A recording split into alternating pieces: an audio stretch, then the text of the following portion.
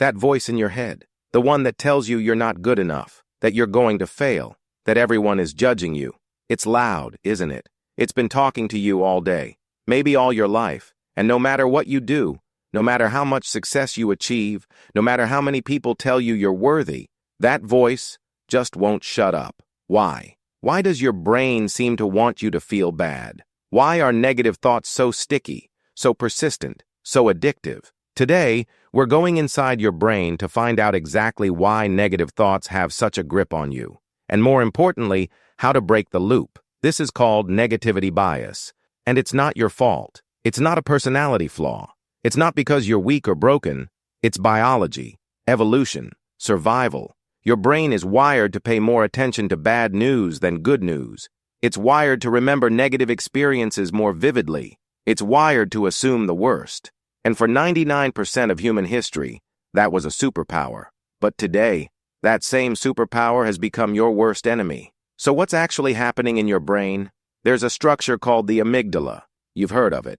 It's your brain's alarm system, and it's on high alert 24/7, scanning for threats. But here's the problem. It doesn't know the difference between a tiger and a text message, and once it finds something negative, it triggers a cascade of stress hormones, cortisol, adrenaline, that flood your brain and body. The result?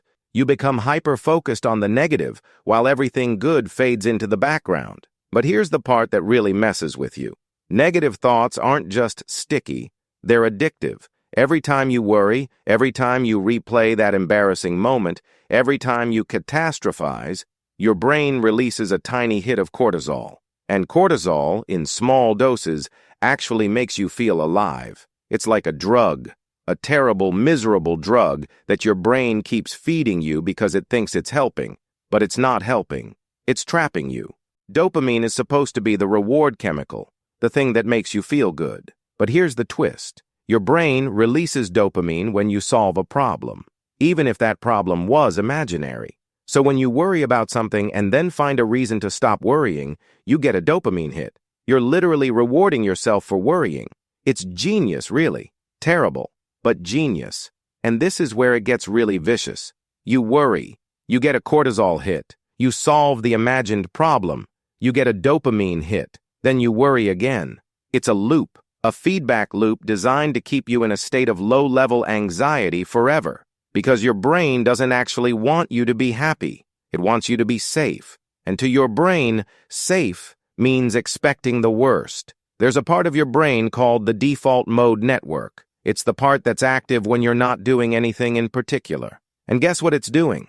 It's thinking about the past, worrying about the future, judging yourself, comparing yourself to others. In other words, it's making you miserable. Studies show that people are happiest when their default mode network is quiet, when they're focused on something else, when they're present. But most of us spend our entire lives in this network, replaying the same old negative thoughts. Here's what's really going on. Your brain doesn't want you to be happy. It wants you to be safe.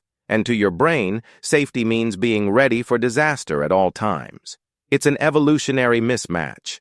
Your brain is prepared for a world that doesn't exist anymore. A world where you could be eaten at any moment. But in the modern world, the predators are gone. The real danger is the thought itself. Your brain has become the predator. So how do you break this loop? The first step is awareness. You can't change what you don't notice. When you catch yourself spiraling, label it. Say to yourself, I'm spiraling right now. My brain is doing its survival thing. This isn't reality. You can't stop the thought, but you can stop believing it. The second step is replacement. You can't just stop a negative thought. You have to replace it with something better. This is called cognitive reframing. You take the thought, look at it objectively, and ask, is this actually true? Not every negative thought is a lie, but most of them are. And the ones that aren't, you can handle. You always have. The third step is presence, mindfulness, getting out of your head and into your body. Because here's the thing, negative thoughts can't survive in the present moment. They require the past or the future to exist. The past is gone. The future isn't here yet. All you ever have is right now, and right now, you're okay. Right now, you're safe. The most important thing to remember is this. You are not your thoughts. You are the one observing your thoughts, the witness, the awareness behind it all. Negative thoughts will come. They always will. But now you know they're just noise, just your brain doing its survival thing. You don't have to believe everything you think, and once you stop believing it, it loses its power over you. This isn't about getting rid of negative thoughts. It's about changing your relationship with them. So the next time that voice in your head starts talking, listen, but don't believe. You are not your thoughts. You are so much more. Subscribe. I'll see you there.